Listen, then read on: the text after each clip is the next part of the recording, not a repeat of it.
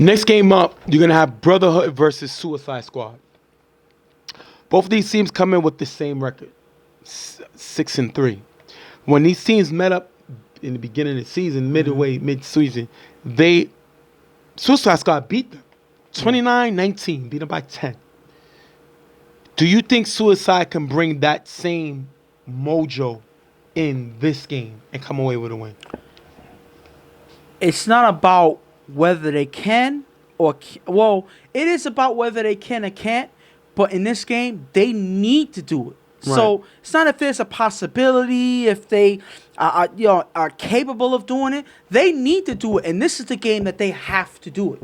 Right. Because Brotherhood, you don't know which team you're going to get from Brotherhood. The team that has no soul, that has no direction, or that fiery team that's hard to compete against. That's good you said that, because we've seen Brotherhood win 4 in a row. Then they lost 3 in a row, and now they won their last 2 games coming into this. So if you're Suicide Squad, you got to come out with that energy. You got to come out firing and they won at all cylinders. Suicide Squad, just throwing more numbers that you won their last 5 out of 6 games. Yes, so that streak got to keep going. That momentum has to keep going. This is another obstacle that they have to get over, and they got to look at it as just that obstacle, and they're going to look to fight through it. They got to come out with that fighting spirit in this game, because I believe Brotherhood is fighting for their survival as well. So Suicide Squad has to show in this game that they are proving that they're the better team at the end of the day. And I completely disagree with you. Of course you would. Brotherhood, with that one game when they played and they won 29-19, that was one of the Bizarro universe, or the sun aligned with the moon plus the earth of the wind of the Neptune. Okay. I don't know how much sense that makes. Brotherhood is number 1 in scoring. Okay. They're the best scoring team in this division. You know what Suicide Squad is? They're 7th. Okay. So you're not going to beat Brotherhood in the shootout. They just got lucky that game. I just want to say one thing. That was a one fluke game, right? What is their record? 6-3. All right. But my thing is, you only played Brotherhood once. We're talking about Brotherhood. Yes. I'm not saying Suicide. I'm talking about we cannot lean on that first score when Suicide Squad is the number 7th in scoring, and they scored 29 points.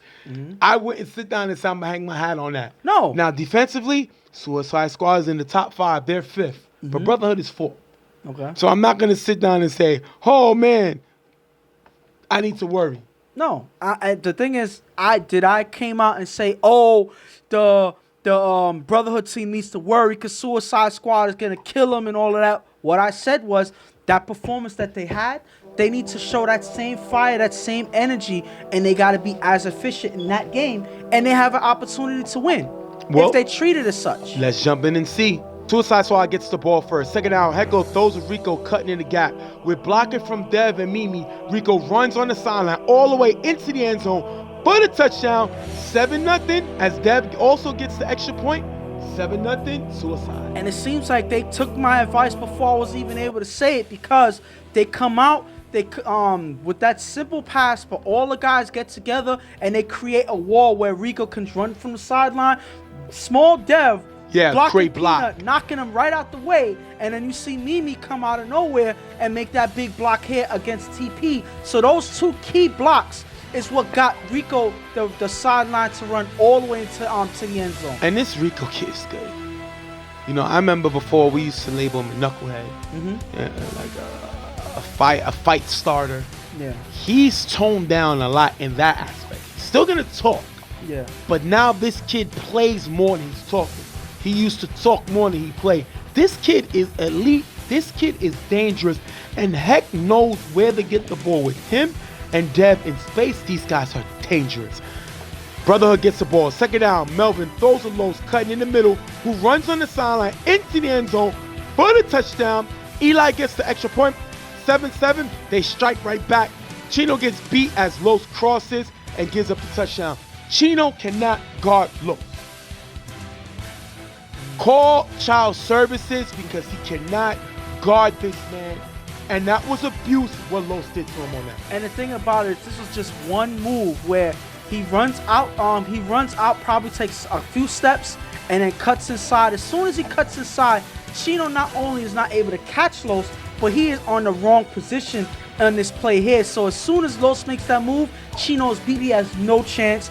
And because all of the other defenders are playing back with the receivers going into the end zone, nobody's able to step up and catch Los before he runs into the end zone. That was a good designed play, and Melvin was able to identify it and get into the end zone. After getting the first down, Hecko with 2 passes in the gap for a decent game. Third down, Hecko finds Dev cutting in the front of the end zone for the touchdown. If you look here, defense is giving too much space in the gap. 13-7, Suicide Squad takes the lead. They're going to make plays in that very space that you gave them. So the way that they were able to drive down the field is because they give they gave too much space. That's the worst mistake that you can make when guys like this play in the gaps. This is where their bread and butter is. So that was just a huge mistake by the defense. On the return, Moolah runs on the sideline, cuts inside with a nice block by Mills. Moolah runs it all the way to the 35-yard line, 4 now. Moolah is one of the most dangerous kick returners in Brooklyn. He doesn't really travel, so we can only talk about where he plays at. But this kid is dangerous. I don't think he's Shannon dangerous yet. Yeah. But this kid has speed. He don't have the moves that Shannon has, but he has the breakaway speed. Great return by him there. Yeah. Melvin gets the ball on 5 rush. He rolls left, throws to Eli in the gap, who runs for a nice gain. Chino gets flagged for holding. Penalties are gone. Chino cannot hold these guys as fast as him. We just seen him get beat by Los. Now we seen him get beat by Eli. His lack of speed against the shorter guys. Chino's kind of tall. So for him to guard guys that's a little smaller than him, he's having difficulties. Second and goal. Melvin finds Los in the front of the end zone for the touchdown. 13-13. Brotherhood strikes right back. And now you hear Los's name called again in the end zone. So all they have to do is get him opportunity to get in the end zone, and now Los is getting the ball. So I think that kick return was the catalyst for them getting into the end zone. Then a few plays later, they're able to get it. So every opportunity that they get to get good field position, Melvin is able to clean up that drive and get them into the end zone. And that's how you finish strong. 13-13, Suicide Squad is going to get a 4 and out. Second down after a short pass. Hecko on 5 rush throws a Rico on the sideline, who runs in the middle, getting him to the 15-yard line. Hecko then throws a Mimi in the front of the end zone, caught, but forced out of bounds, getting only 1 foot in bounds, incomplete. Tell me about the play. What do you think? And I think that he tried his best to get his foot in bounds, but he could not get both.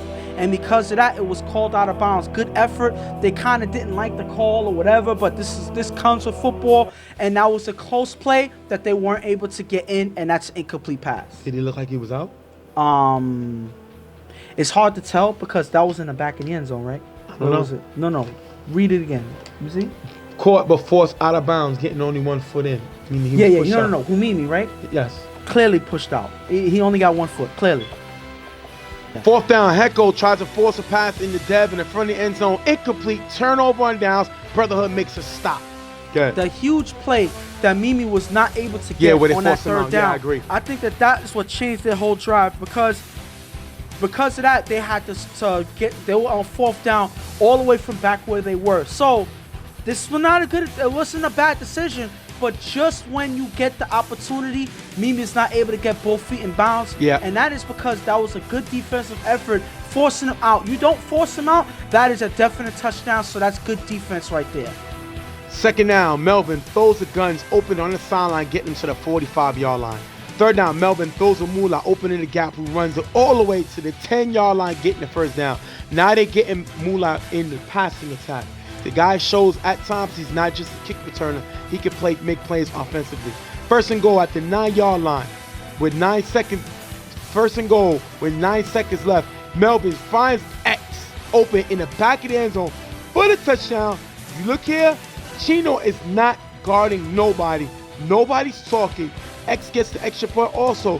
20-13, taking us into the half. And that play could have been prevented if somebody told Chino to back up on this play. He's left guard in the front, but there's no receivers in that area. So if you're playing zone and there's nobody running in that spot, you got to go and pick up another spot that may need help. So my thing is, nobody's speaking, nobody's talking, and Chino is left isolated right there with X left wide open in the back of the end zone. If you're being followed, right? Okay. You're walking down the street. Mm-hmm. You feel somebody following you. You're going to look back. You're not going to have a strange voice. Hey, somebody's behind you. When he looked in the front, he didn't see anybody. Okay. So he's guarding nobody, which means what? Somebody's open somewhere. What, he thought all the players disappeared? What? He thought that it was like a tsunami and they picked up all the players and threw them away? Somebody's open somewhere. And if you would look, you would see. He didn't, and all he saw was 6 points he just gave Now, up. I like your point. I get what you're saying, but I'm going to totally disagree with you on that because of one thing that you're leaving out. The fact that they are in the end zone and any play where a receiver cuts in front in that area is 6 points if they make a quick throw. So, okay. So my thing is you got to communicate. And sometimes other people that's playing have to be your eyes. That's the whole point of zone. Okay. The guys behind you have to be your eyes. Correct. They tell you back up. They tell you stay up. They have to communicate. And because nobody's communicating, there's no way that you turn around. Because by the time you turn around, the pass could be coming right in front of you. Well, you turn around when they've been attacking you all day. You held earlier in the game, right? Then you got beat by Los. Yeah. Now you gave up another touchdown. Obviously, it's obvious. 1 + 1 is 2. They're attacking you. Yeah. So maybe you should be aware of what's going on and stop looking for the sun to come out and let you think everything is all right. It's not all right. They're attacking you. Listen. Hello? Can somebody let this man know? They're attacking you. You're the weak link on this defense today, so they're going after you. It's not a coincidence. It's not a mistake. It's called a strategy. Just in case you didn't know. Listen, at the end of the day, I don't see what he can do because this is not a good day for him. Come off the field. I wouldn't go that far, but maybe he has to fix something in the second half. Maybe communicate more. Maybe they got to help him more. That's the whole point of his zone. I'm sticking to that point regardless of what you say. But at the end of the day, what is the score? Right now, the score is 20-13, Brotherhood. And now I'm going to talk about Brotherhood. Yeah. Go ahead. Melvin is the best quarterback on the field right now. Okay. He proved it in the regular season, leading the league in scoring. He's proven it now. Yes, Brotherhood lost to this team. Correct. But he put up 19 points. Right now, he put up 20. So he's scoring. He's doing his job. Their defense have not looked great. They gave up 2 out of 3 scores. 3 suicide the ball 3 times. They scored twice.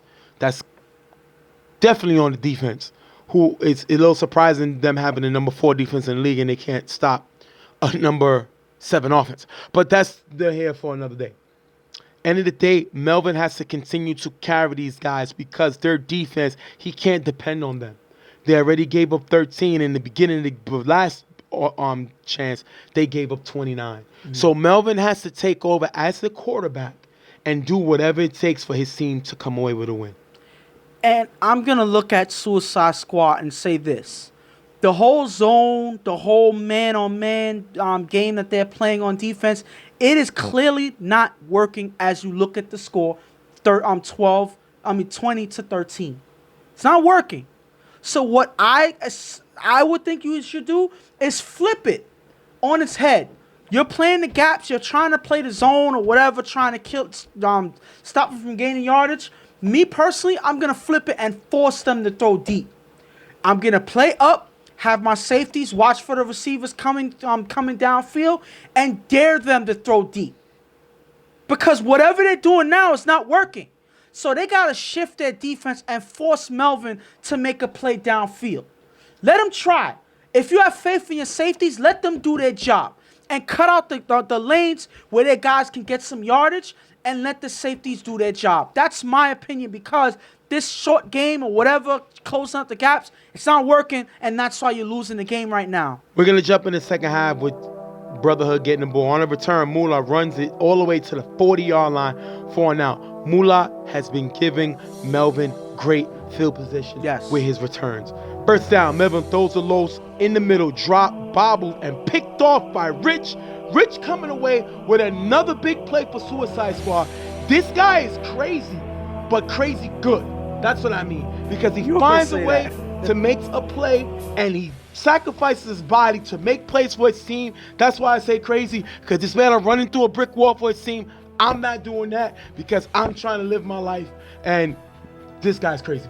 But at the end of the day, one thing we joke, but this guy makes plays. Another big play by Rich. But listen, credit to Rich, but I don't want to hear none of that. Fine, he got the cleanup play, but this was a clear dropped pass. A pass from Los, who already has 2 touchdowns in his game. And a key drop in the middle of the field, you drop it and it goes to the defense. What are you doing? Now, again, one of the best players on this team on offense, obviously. But you got to show that by being consistent. You can't afford to drop passes like this. And because he did, it goes to the defense. And now Suicide Squad have that momentum that they need to try to come back in this game. Second down at the 49-yard line. Hecko throws deep to Mimi in the middle. Tip picked off by Mills, giving it right back to Brotherhood. Josh is wide open on the sideline, and Hecko throws an interception. I don't know what Hecko was drinking. Yeah. I don't know what Hecko was smoking, but he needs to either do it when he's not playing or pass that over here. Because that guy must have been bugging to go downfield on second down when your defense just made a stop. Before I make my point, you see how a lot of people were so shocked that, you know, I like to indulge in a drink every now and then. Right. Nothing, you know, I'm not trying to get smacked and nothing like that. But you smoke? No, but I just want to throw that out there. I just wanted to know about your request. You saying pass it over here, whatever. You smoke? We're talking about pass it over here, okay, but they don't have it on the field. I just wanted to see, because maybe that's something that people don't know about you, whatever, that they could share, whatever. But fine, that's something for another day.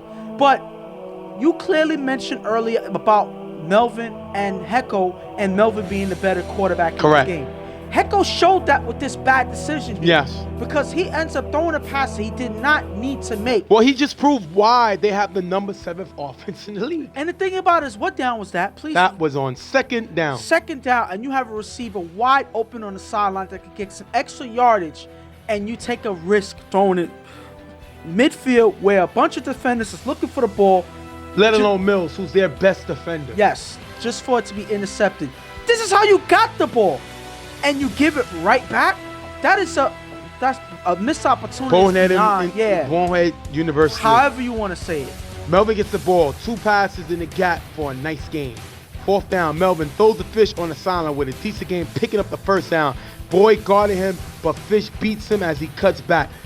Boyd cannot guard Fish. He can't. Not on his best day, because Fish got speed and his height too close to the ground for Boyd to guard. Second down, Melvin throws it up to Leak in the end zone. Incomplete, but Rico's flagged for pass interference, getting the ball to the 1-yard line. Tell me about the play. What do you think? And I believe that Rico was forced to make something happen because Rick clearly has a size advantage over Rico. So all Rico could do was restrict him from jumping, and he ends up earning a pass interference play. Now, I'm not going to kill him on this play because that 1-on-1 play right there, that was kind of a mismatch. I'm not saying that Leak is one of their best offensive players, but he clearly had a size advantage. So Rico, with less options that he needed to have, he makes a decision. And Rico said he got pushed off first. No, he didn't. It didn't look like that. He didn't get pushed off. He didn't get pushed off. He got bullied. Call it what it called. I used to get bullied by my sister. I wouldn't admit that. Yeah, so he got bullied. Similar to when my sister used to bully me. It happens. You know, sometimes you get bullied. So he got bullied, wanted a flag for something that never happened, and held, which I would have did the same thing. Similar to when your sister beating you up and you falling off her leg. I'm talking about I was on her leg and I was falling back like I'm trying to hold on for dear life. That's what he did. But he took a smart flag because I'd rather give up yards than a touchdown. Unfortunately, he did it in the end zone, which put them at the 1-yard line. And on 3rd and goal, Melvin finds Los in the front of the end zone for the touchdown. 26-13, Los' 3rd touchdown of the game. This guy, Melvin, is pretty good.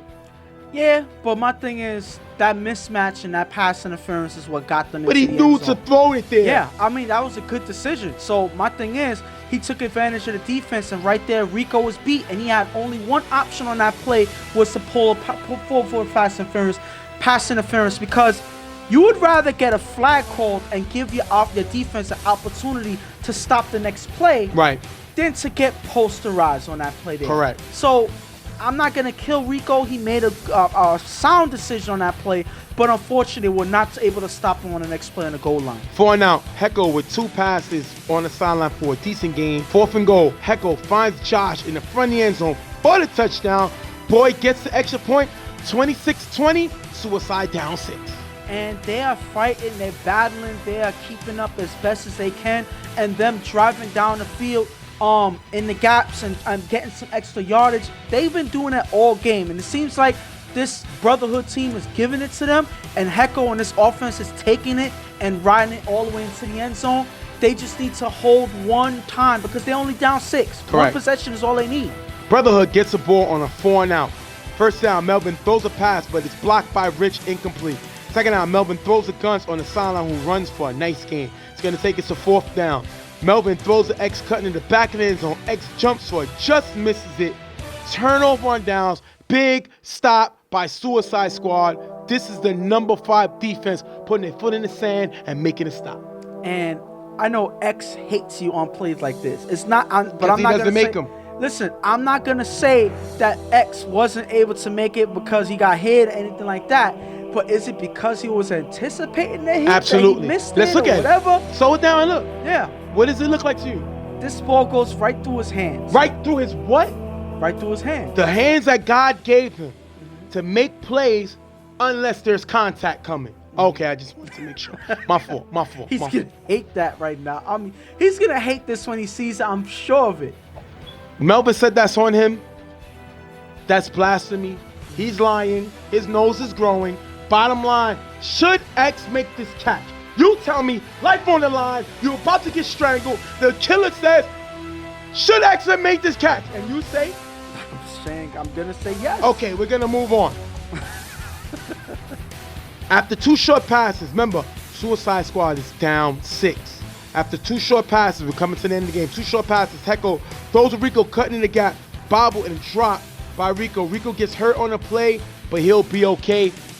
He got hurt. He's gonna come back in the game. He fell into a bike. It was unfortunate because there was a bike there. Yes. But he gotta catch this football. It's money time. Like I said, my segment coming in UFL, prime time, must be the money. He has to be a money guy and make that play. That is a huge drop by him. A few plays down the play, we're gonna take it to 4th and long. Hecko's gonna throw deep to Boy in the gap, off target, almost picked off by Sky. Ending the game, Brotherhood comes away with the win, 26-20. So that is a heartbreaking play to see because that 3rd down was a play that they needed to get the 1st down to keep the drive going. So now because they weren't able to get any more yardage, that left them with 4th and long. So like I said, this is a play like you just said, that's a play where you have to make that catch. He got hurt during that play, yes, but you know at the end of the day, that's what you come out here to do. You risk, you put your body on the line for your team. You have guys like Rich that you just said does it all the time, but everybody got to be able to do that. And unfortunately, Rico was not able to hold his ball throughout that play, and I think that that's kind of what killed them on this drive here. It's not the reason why they lost, but it kind of killed the drive. I'm going to go through both teams really quick. Okay. Rico and Dev balled out. Yes. Hecko, if I was giving grades, I would give him a B. I give him B because he found the guys, the playmakers that make plays. But he lose points because he threw a ill-advised interception on 2nd down. That really hurt them. That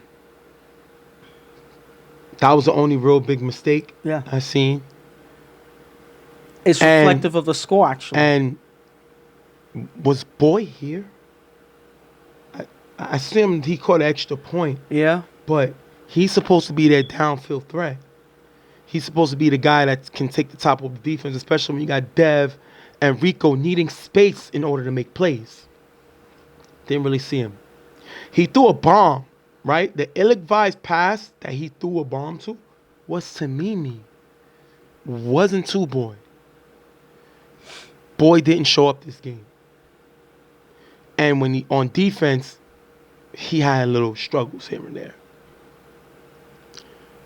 Suicide Squad let the game go. Now, Brotherhood showed they were the better team. but their defense has to be questioned. Their defense struggled. They gave up 20 points to a team that they gave up 29 points to earlier in the season. Melvin did his job. Melvin scored 19 the first game in a loss. This time he scored 26. It only gets harder. These guys have to make plays defensively. You can't have these guys on defense and giving up 20 points to a number 6 offense. I'm sorry, a number 7 offense. That's going to get you beat in the next round. They have to get it together. Melvin cannot be forced to carry this team like he did in the regular season. They have to make stops. They're the number 4 defense for a reason. Mm-hmm. Only Eastern York, Primetime, and YGs have a better defense than them. They have to start showing in the playoffs. This is not a good sign starting off. I mean, you couldn't play. I wouldn't put it any different. You made all the points that I could make. But like you said, the better team won in this game, and that was Brotherhood. They showed the initiative to make plays more consistently, and even though they made mistakes, they were able to recover quickly. And I think one thing that we didn't mention too much, that we only mentioned throughout the game every now and then, that made the difference was the kick return game by Mula. Understand how huge that was in this game. That was the difference maker, in my opinion, because that every now and then that gave him good field position, and that made Melvin's job that much easier. Correct. And I think that was the difference maker in this game, and I think that that's why one of the reasons that made this Brotherhood team the better team in this game. All right, we're gonna wrap it up. Brotherhood with the win over Suicide Squad, 26-19. We'll be right back.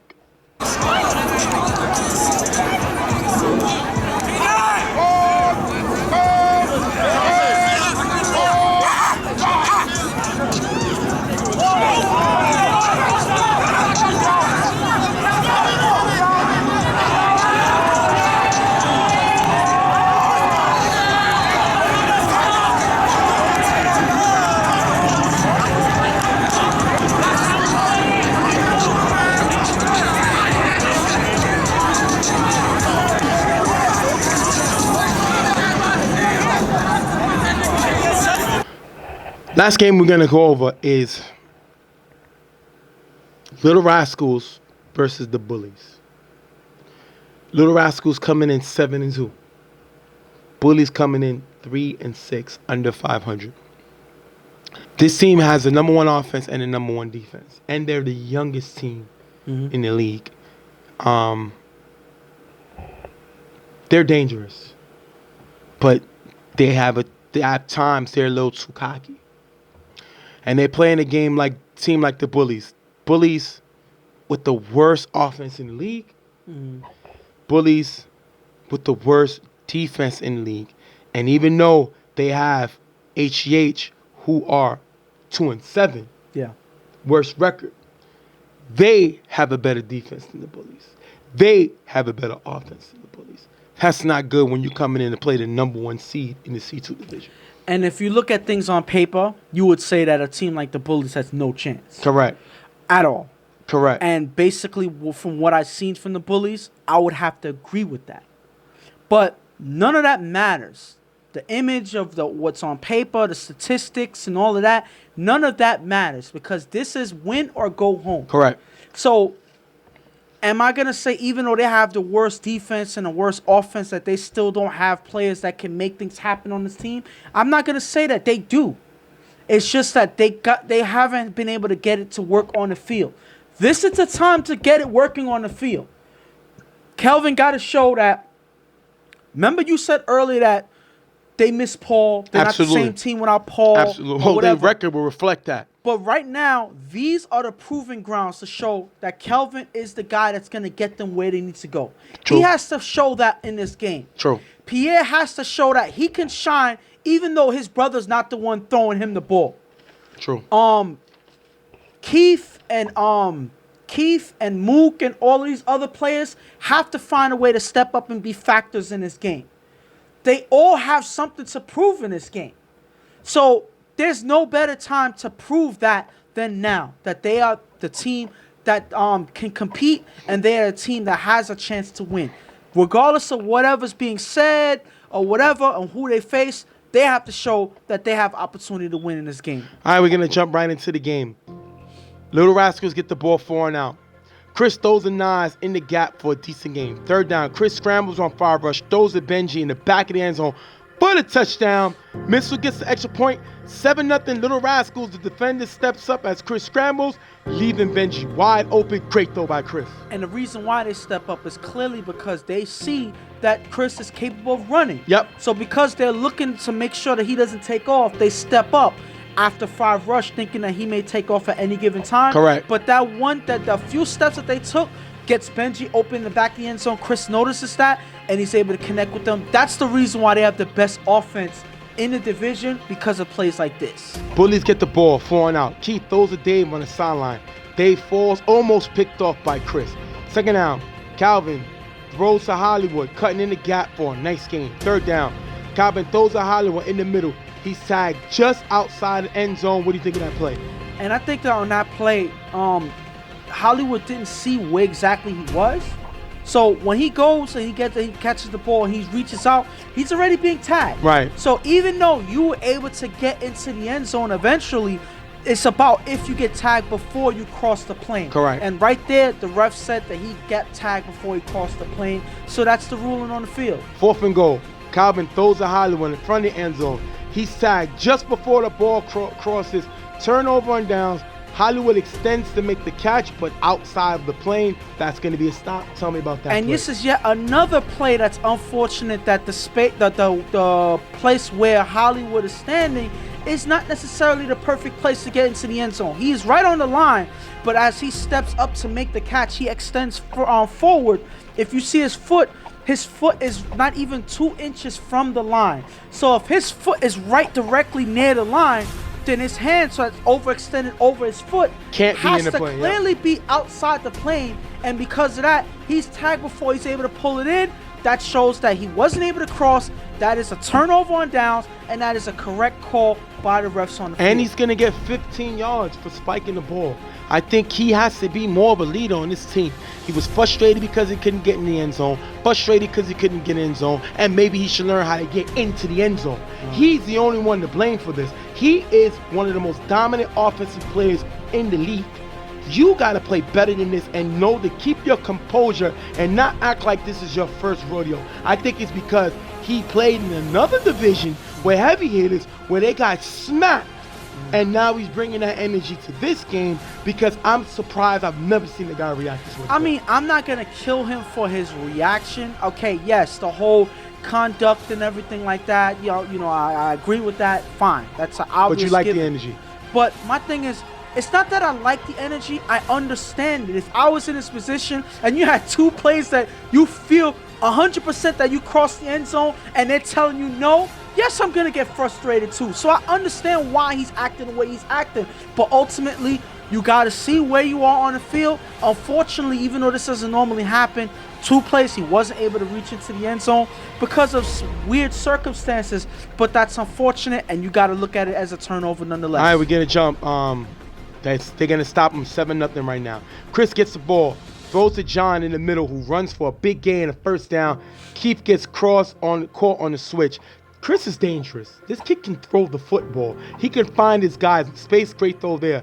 2nd down, Chris throws deep to Benji on the sideline. Caught in the back of the end zone, but caught out of bounds, incomplete. What do you think of the play? This play was caught in the back of the end zone, very close.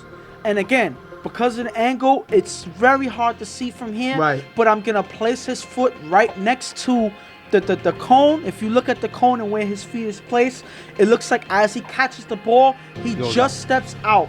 And that is why the ruling on the field was out of bounds. 3rd down, Chris throws deep to John on the sideline. High, incomplete. Reek was wide open. Lil Rascals is going to have to punt. Great stop by the Bullies there. And I think that Chris, missing that last touchdown pass, he tried to make something happen here, but he doesn't see the wide open receiver here on 3rd down. All you have to do is get plays like that, and you have opportunity to score closer to the end zone. He tries to make a bigger play happen. He's not able to get it done here on this play here, and because of that, they are forced to punt. Calvin's going to throw to Keith open on the sideline for a big gain. If you look here, the corner leaves him wide open. 3rd down, Calvin throws to Matt in the middle of the end zone for for the touchdown. If you look here, Prime steps up to guard Pierre, leaving him open. 7-6.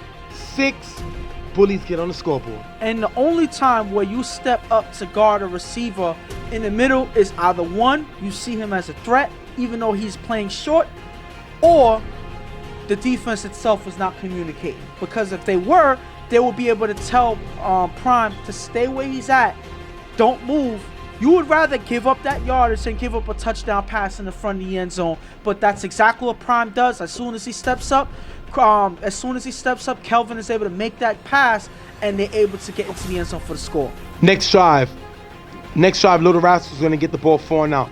Chris throws a Nas in the gap for a nice gain, getting to the 15-yard line. 3rd down, Chris throws a fat boy, cutting in the front of the end zone, low and drop. 4th and goal, Chris throws the Benji in the front of the end zone. That's going to be dropped. Turnover on downs, another stop in their tracks by Lil Rascals. They get stopped again.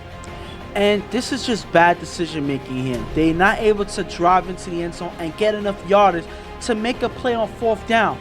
They start on a 4 and out.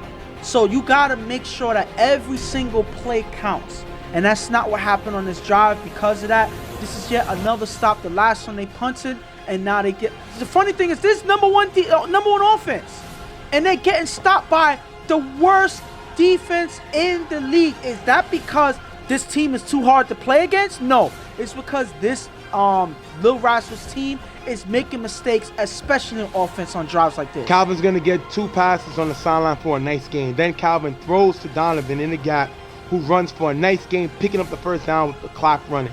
Calvin then throws to Pierre in the middle for a decent gain. 2nd down, Calvin rolls right on 5 rush, but is sacked before the throw by Missile. Big sack by Missile, making a play there. 4th down, last play before half. Calvin throws to Pierre in the front of the end zone, picked off by Malik, taking us into the half. 7-6, Lil Rascals. And they took a break by Missile getting that sack. Yeah. Missile doesn't get that sack. I believe that this Bullies team had a good chance of scoring in that next play before the half. And if that would have happened, it would have been all she wrote for Lil Rascals, because the way they're playing on offense is, let me borrow your word, atrocious. I'll borrow it. Does it? Nah, I borrowed it from Stephen A. Smith. So you can So I'm borrowing it from you or whatever. Yeah. So again, everybody's borrowing from everybody. So nobody's gonna get sued here. Right, But right. at the end of the day, there's no reason why a number one offense is struggling to score more than 7 points in this game. No reason whatsoever. This is all on Lil Rascals. This is all on Chris. And I believe because they're not taking this game seriously, they're saying, oh, this team is a number 7. They have no chance of beating a number 1 team. You know, a team like us. Best everything. So we're going to slack off and make stupid decisions. That's what it looks like in this first half. They got to buckle down.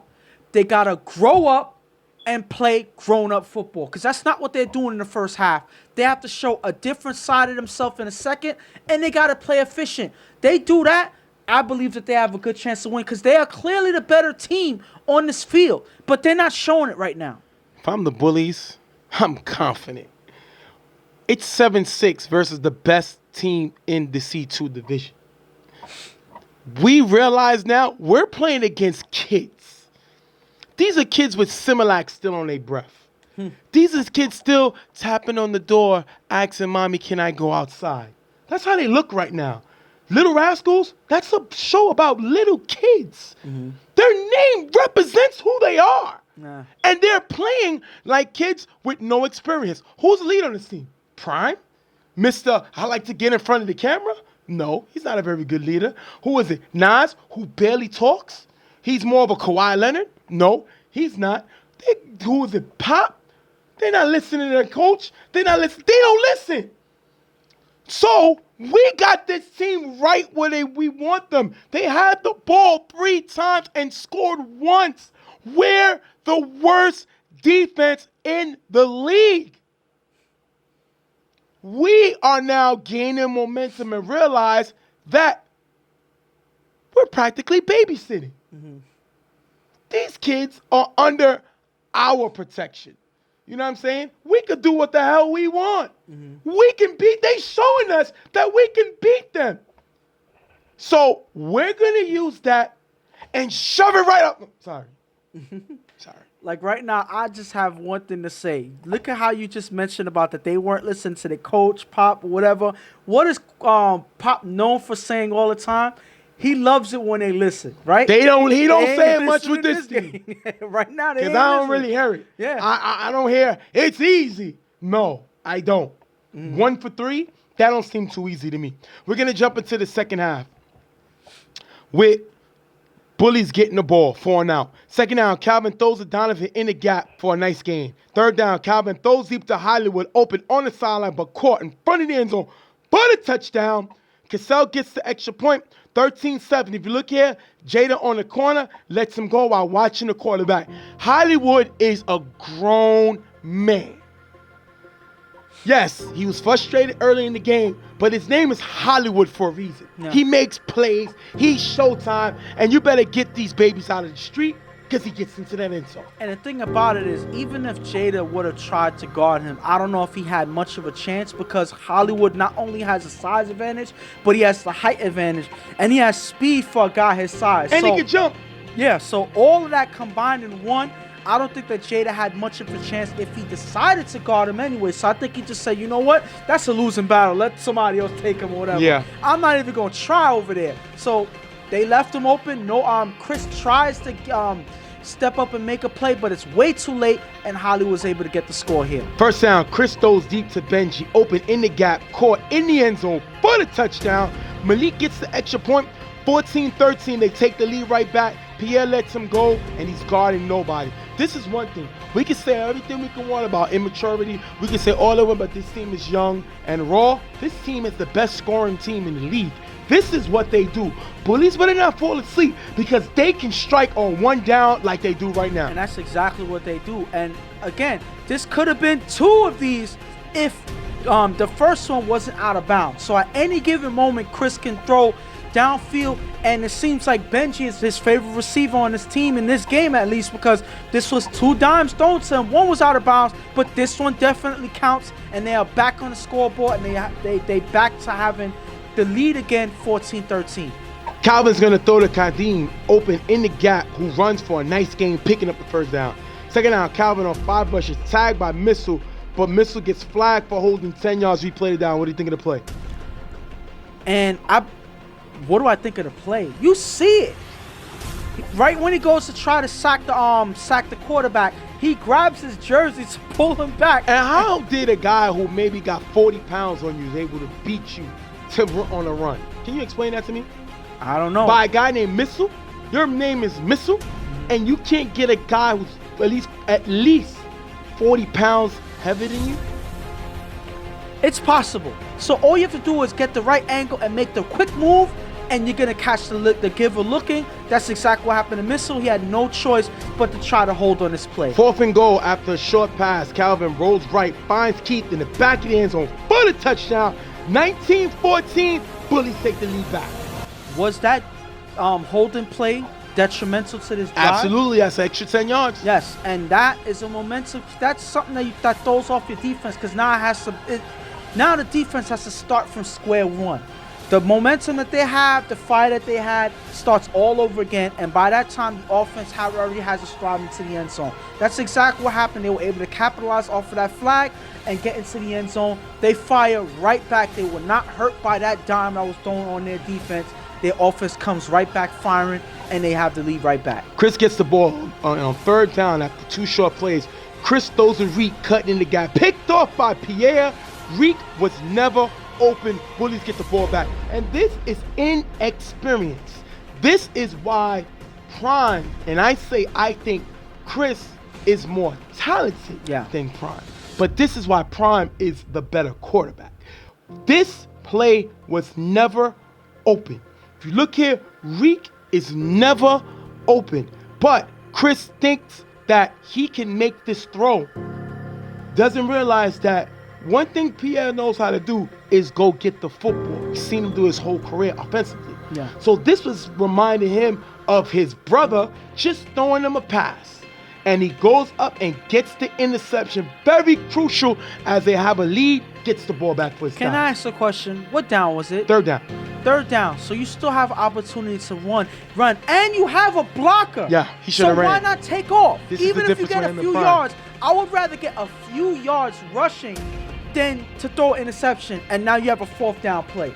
Why take that chance? This made no sense, and this, like you said, was inexperience. Unfortunately, you can't get that back, and now the Bullies offense is right back on the field. Calvin's going to throw the PA in the middle for a short gain. Second down, Calvin throws the PA in the middle. That's going to be dropped.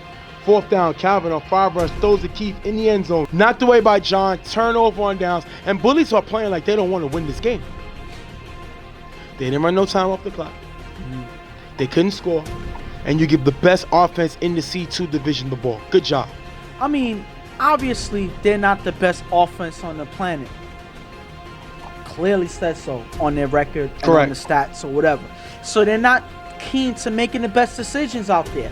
But this is a game where you have to find a way to close out the game. This drive right here probably would have closed out the game. All you're doing is you're letting Lil Rascals, who have the best offense in the league, or in the division, come back and have a chance to score. And they could do that on one play, and that's all it takes. So you're giving them opportunity to close the game in their favor. 19-14, Lil Rascals get the ball on the last drive of the game.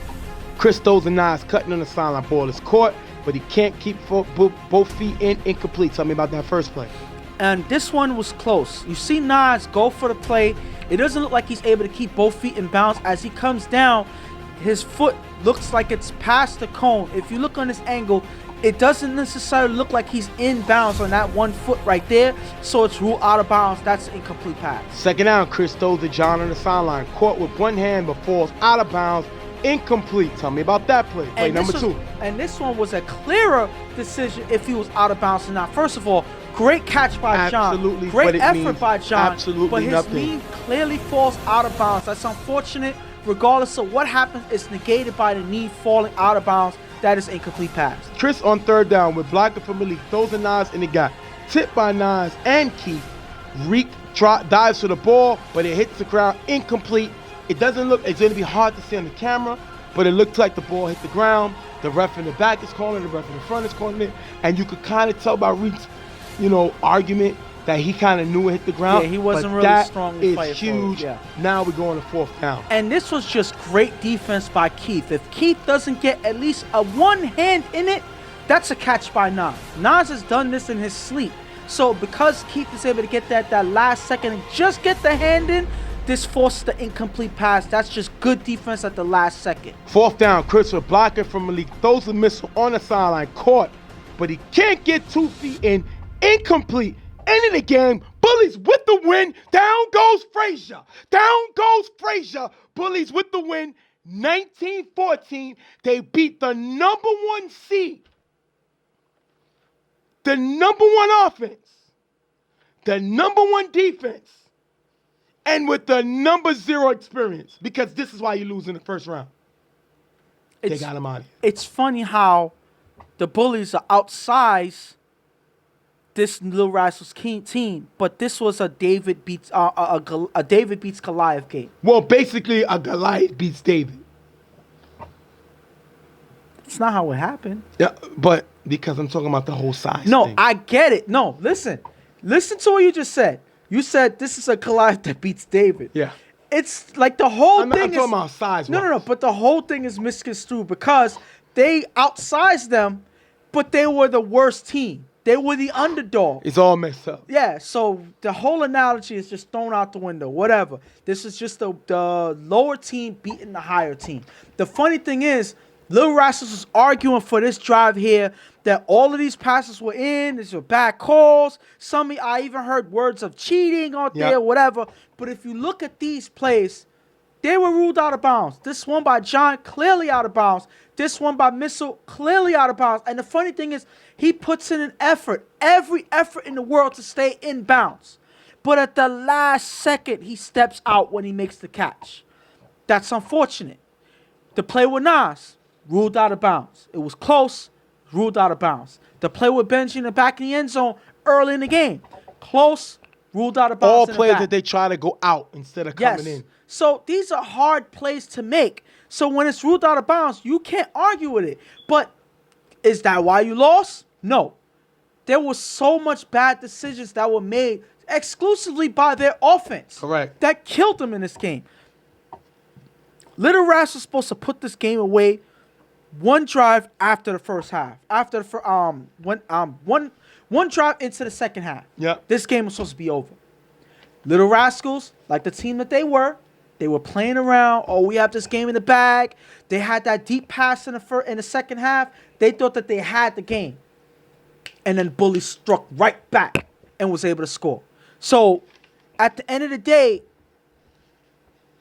do they deserve to go home because of this game? Like, I believe so. Because they didn't take this game seriously, that's why they're the ones going home. This was a huge upset out there. Bullies upsetted the world. But Little Rascals gave this game away. First of all, they were 2 for 6. They scored twice on 6 possessions. Very Little Rascal-like. Then, this team was full of themselves. That's why I jumped off the when they got the forfeit, the double forfeit. I jumped off I stopped drinking the Little Rascal Kool-Aid. Now, this is the first game that they lost on the field. Yeah. The 2 losses that they had in the regular season was on forfeits. Yeah. So this is their first field loss. And it was in a playoff game. That's one. They didn't play in the last 2 weeks, and then when they came back and finally played the last game of the season, they blew out OTF, 36-7. So what they're doing? They're feeling themselves. They wasn't battle tested. They feel like, oh, with this, with that. They went crazy because they wanted Primetime to play them in that rain game. Primetime is moving on. Yeah. Little Rascals got stopped in the first round. They never played Bullies this season. Yeah. They underestimated them. They disrespected them because no matter what, Bullies are still a team that's played in this league. Bullies are still a team that's been here a while. And Bullies are sending the Little Rascals home. Experience can stop talent. And the way they played, especially that last drive, you could show that they were very inexperienced, especially the drive before when Chris threw that interception. And I just got to say one thing. Besides the whole thing with Lil Rascals, as you made the point by now, I got to give a shout out to Kelvin. This is probably one of the best games I've seen him play this season. And it came into the playoffs for him to be able to score the 3 touchdowns that this team needed to win this game. You know, not to say that, oh, he gets a cookie and all of this and that, but I got to give it to him. He was able to perform efficiently on offense on the majority of his drives in this game. Was it a perfect game? No. But I've seen him oftentimes play much worse than this. So I got to give him some type of credit in why they were able to win this game. He played a lot better than I've seen him this season. Maybe I didn't get a chance to see a lot of their games. Right. But he played much better than what I've seen him. And he waited till the playoff game where it really mattered to play his best out there. So I got to give him some credit for this game. And they deserve to win. But we're not going to go crazy. No. Because Bullies have 3 wins this season. Mm-hmm. 2 of them by forfeit. 2. Yeah. So they won 1 game on the field.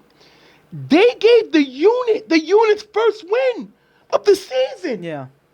The unit won 2 games and 1 was a forfeit. But my thing is this team was incredibly bad. And they found a way to beat Little Rascals. So it shows that regular season is, like Sarge says, is practice. Yeah. Because the playoffs is what's most important. And every step of the way, this team had an opportunity to just say, we have no chance. Yeah. And they fought, they clawed, and this has to be one of the biggest upsets in BQFL history. Has to be. I got to talk to commissioner and find out.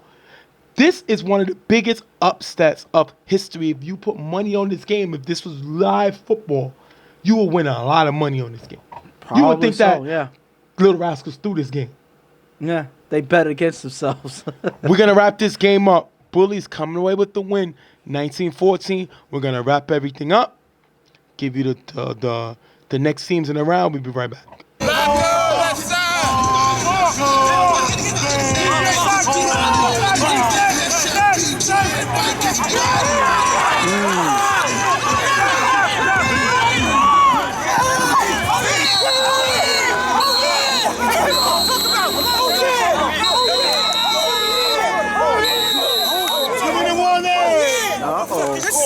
All right, we're back.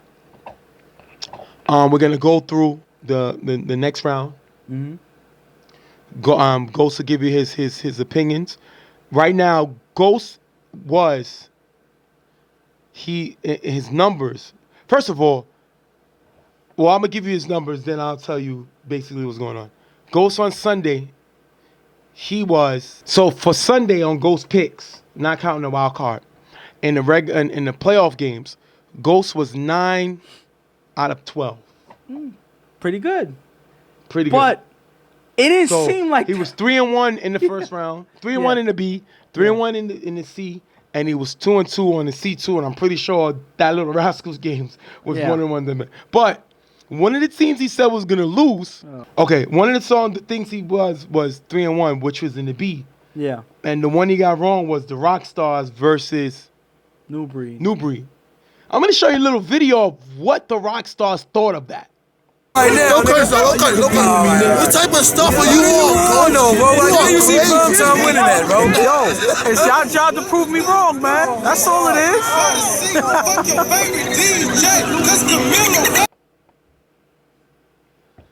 Them guys came kind of aggressive to you. Yeah. I wonder where they got their information from, or what kind of got them hype going to want to know where you was at and know pretty much every exact word that you said. If I could put a facial, like if I could put on you right now, like overlap the face of a rat or something in front of you right now, I'm going to do it. If I could find something that's appropriate, I'm going to do it. Probably put a picture of Splinter or whatever on you or whatever, because you clearly ratted me out. Well, not really, because I'm the one who had it on the video, but still. I reminded them. Yeah, you kind of pushed it out there to make sure that they wasn't knew. me. Who else talked about it? We're Now, gonna. Yeah. So my thing is, I was still 3-1, so I did a good job. And the thing about it is, when I assessed what happened on the field or whatever, I only went by stats and what I saw. Right. Correct. Now, again. Not saying you want these teams to lose. Yeah, right. But it's not that. It's just, one, I've seen more of New Breed's games than I did Rockstar's games. Correct. And when I saw Rockstar's games, it was always middle of the pack. Like, they had one close win, one huge win that I saw, and I gave them credit for, but they were inconsistent after that. Correct. So New Breed showed that they had the tendency to play up to teams. They tied Blackout. They were able to beat and outscore Shockers. Correct. And other games they were able to win that they shouldn't. So my thing is, the stats didn't lie, and that's kind of what reflected my decision. Now, was I wrong? Yes. Well, that's all it is to it. Let's see how you do now. We're going to go through each division. You got Blackout versus Primetime. Give me who you got. Blackout versus Primetime. This is going to be a hard one because Blackout is known not to play their best depending on what team that they play against. They make a lot of mistakes sometimes. They are kind of the opposite of what I said New Breed was. This Blackout team plays down to their competition a lot of times. And because of that, they leave windows open for other teams to upset them. With that said, do I see Primetime able to beat this Blackout team? I don't think so. So give me what do you got? What's I see this Blackout team winning this game 28-14. I see them winning by 2 touchdowns. I see Primetime. They're gonna fight. They're gonna score early, but they're gonna taper out later in the second half, and they're not gonna outlast Blackout. And I think Blackout's gonna come away with the victory. Next game you're gonna have Shockers versus Rockstars. As much as it pains me to say this, I'm gonna say that I see Rockstars making an upset on. Wow! Wait, first of all, are you a little intimidated? No, That's no, why you're jumping on no, the no. band? I was not intimidated by in any way. I was not influenced. I was not pushed to make this decision. What do you think? Why? One of the main reasons why is because I believe the Shockers is riding high after that last win. I think they're gonna underestimate this Rockstars team that finds ways to score. They are a team that can score. Correct. They just aren't good at putting games away. And their defense kind of gets caught lacking. But I think that this game is going to push them to play well on defense and make some surprising plays. I see Ramsey and the Shockers team making a lot of errors in this game because they're playing down to their competition. They did that to a team like New Breed that they were supposed to spank, and they lost to that team by 47-46. Correct. Something that should have never happened. So I give this Rockstars team opportunity to win, and I see them winning 21-20. I don't see Shockers scoring and blowing them out. I see this game coming down to the wire with the Rockstars having a spark if they need to come away with the close Next win. round, C, East New York versus Sour Factory. East New York versus Sour Factory. I'm gonna say that I see East New York coming away with the win. Give me a score. Tell me why real quick. I see East New York coming away with the win. That's gonna be a 20-8 win, in my opinion. Wow. I see. I don't see Sour Factory able to score as much on defense as they usually do. I think that this East New York team is gonna find a way to lock down Number on 3 this team. defense in Yes. the league. And I believe that's the main factor in my decision on why they're going to be able to hold it to 8 points in this game. Raiders versus Brotherhood. Raiders, Brotherhood. Now this is going to be a very good game. And it's ultimately going to be a hard decision on who I see winning. But I see Brotherhood edging out this Raiders team. The score and tell me why. I see them edging out this Raiders team 20-14. I see them edging out, and it's going to be a defensive game on both sides. Brotherhood, not necessarily the best on defense overall, but I see their guys stepping up in this game because they were riding high in that last game. It was a battle towards the end for them against Suicide Squad, and I see them riding that momentum into this game. Seems like you don't have that much faith in Chris. I don't have much faith in Chris or the Raiders. I think that they have a good team, but I don't see them playing a team that has the fire like this Brotherhood team. I may be wrong, but I see Brotherhood having the edge based on the win that they just had against Suicide Squad. Next game, Power Circle versus Bullies in the C2. As much as I like seeing Power Circle, as much as I like seeing the Bullies upset this Lil Rascals team, I think that that's the end of the road for them. I see this Power Circle team able to beat them 28-13. Power Circle's offensive attack is going to be too much for Bullies defense, and I see them winning by more than 2 scores. Primetime Chiefs last game. I see this game. Chiefs the number 3 scoring offense. Yes. Primetime the number 2 scoring offense. Chiefs the number 4 defense as Primetime the number 2 defense. I see this game going to the wire. I see this game going to the wire, but I think I'm rolling the dice here. I think I see Chiefs coming away with an upset. Wow. I see the Chiefs. One thing that they've been able to do is score. Throughout this season, they've been able to score. They just haven't been able to hold on defense. But I believe that this is the game where a lot of mistakes that Primetime has been doing throughout. They've been winning close games, but I see that coming to a head in this game, and the Chiefs are going to find a way to close out this game, and I see them winning a close game 28-20. Right, we're going to wrap it up. Next time we be talking about who's in the championship. It's the Final Four. Hope y'all guys ready. Want to thank y'all for being with us this season. It's a great run. We're almost at the end. Yeah. So strap everything up and get yourself prepared, man. We're going to see y'all later. I'm Stephen J. for my partner Ghost and Dawn, who's back on the show. We'll see y'all next week on Real Tough Talk. We out of here.